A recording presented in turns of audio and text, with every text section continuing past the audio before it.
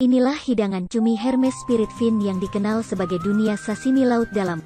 Namun nelayan Jepang dengan brutal memotongnya menjadi dua dengan pisau. Sebelum cumi-cumi bereaksi, organ dalamnya terbuka seluruhnya. Ia diserang dengan ujung pisau. Pasalnya, tubuh yang semula berwarna coklat kemerahan seketika menjadi pucat seperti salju. Jadi warna unik tubuh dikembalikan ke dunia. Adegan kejam seperti itu dipentaskan di perahu nelayan ini setiap hari. Setiap malam tiba, nelayan Jepang datang sesuai jadwal. Dia pergi ke laut tempat cumi-cumi itu banjir. Karena pada saat itulah cumi-cumi bawah air paling aktif. Nelayan akan menggantungkan ratusan kail dan umpan bercahaya di tali pancing yang jaraknya ratusan meter. Kemudian dengan menggunakan katrol yang diputar mesin tersebut, tali pancing tersebut dibawa ke dasar laut sedalam 450 meter.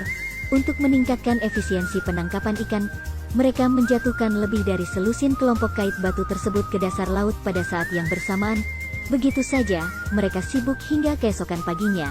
Para nelayan mulai mengikuti lintasan tali yang dilepas tadi malam.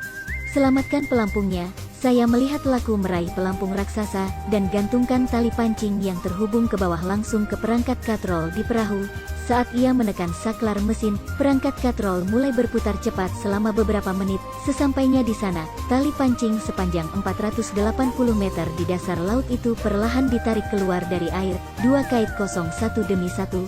Laku akhirnya menemukan cumi-cumi sirip skala pada kail ketiga. Cumi-cumi itu terlihat sangat besar. Ketika melihatnya, dia segera menggunakan pengait untuk menariknya ke geladak. Menyadari bahaya, cumi-cumi itu menyemprotkan tinta ke arah fotografer di seberangnya. Menghadapi situasi ini, sang fotografer tak hanya tak marah tapi juga tertawa. Bagaimanapun, ini normal bagi mereka. Cumi ini ditimbang, beratnya 12 kg. Ukuran siripnya saja sudah lebih tinggi dari telapak tangan fotografer.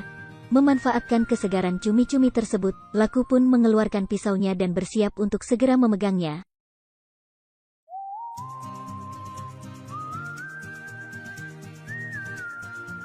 Dia memutuskan sambungan segera setelah dia mengangkat pisaunya.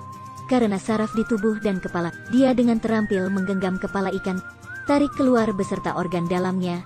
Setelah bagian yang tidak berguna dipotong, kepala lainnya adalah bagian yang dapat dimakan.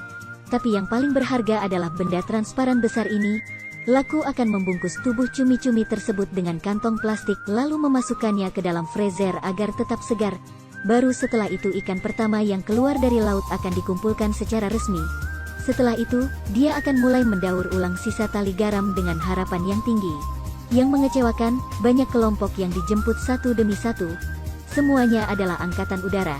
Kecuali kail kosong, produk ikan terbaik adalah bayi cumi dengan berat kurang dari 10 kg ini. Cumi-cumi ini sangat kecil bahkan tidak memiliki berlian. Tentu saja tidak akan bisa dijual dengan harga tinggi jika dipasarkan. Maka Laku memutuskan untuk melepaskan ikan itu kembali ke laut. Dia kemudian mulai melanjutkan mendaur ulang sisa kait kawat batu. Mungkin melepaskan makhluk kecil itu membawa keberuntungan. Saat itulah dia merasakan tarikan kuat pada tali pancing di tangannya. Ketika dia melihat ke arah dasar laut, dia menemukan cumi-cumi lain yang terpancing.